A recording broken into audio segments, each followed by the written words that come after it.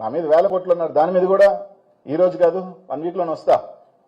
అంటే నాకు 1000 కోట్లు 2000 కోట్లు 3000 కోట్లు ఆడ కోట్లు కొన్నాడు, చెన్నైలో కోట్లు, దాని మీద కూడా 1 వీక్లో వస్తా. దాని మీద కూడా మొత్తం నాకెంత ఉంది, నా చిట్టి ఏంది, నాది ఏంది, నా చిట్టీలు గిట్టీలు కొంతమంది చెప్తుంటారు, నీ చిట్టీలు బయటపడతావు, నీ ఆస్తులు ఏడున్నాయి, నీ ఆస్తులు ఇక్కడ ఉన్నాయి, నీ ఆస్తులు అక్కడ ఉన్నాయని. మొత్తం నా ఆస్తుల వివరంతో 1 వీక్లో, అంటే ఈ రోజు దాన్ని పెడితే బాగోదు కాబట్టి నెక్స్ట్ వీక్ వస్తా, ఇస్తా. అధికారంలో వాళ్ళు ఉన్నారు, మొత్తం అది కూడా చెప్తా వివరణగా, ఏం ఇబ్బందిలే.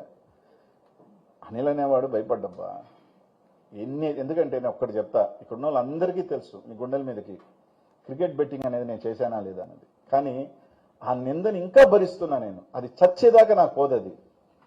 ఎవరి పాపాన్ని నేను భరిస్తున్నానో మీ అందరికి కూడా తెలుసు. కింద కామెంట్లు ఎట్లా అంత నీచమైన కామెంట్లు పెడుతున్నా కూడా రైట్, ఓకే, నేను ఎక్కడ ఈ రోజు కూడా నేను మాట్లాడలా. ఎందుకంటే ఆ మడ్డు నా మీద పూశారు. నేను అందరినీ ప్లీజ్ చేయలేను, అందరికీ ఇది నేను ఒప్పించలేను, అందరూ నమ్మాల్సిన బాధ్యత కూడా ఎవరికి అవసరం లేదు. నా అనుకున్న వాళ్ళు నమ్ముతారు, నా కాదనుకున్న వాళ్ళు వ్యతిరేకిస్తారని కాదు. కానీ అది చచ్చేదాకా నేను చేయని పాపం, అట్లాంటి నీచమైన దరిద్రాన్ని నేను మోసుకుంటున్నా. అంతకన్నా ఏం కాదు కదా, ఇంతకన్నా నేను నిందపోసేది ఏం లేదు కదా.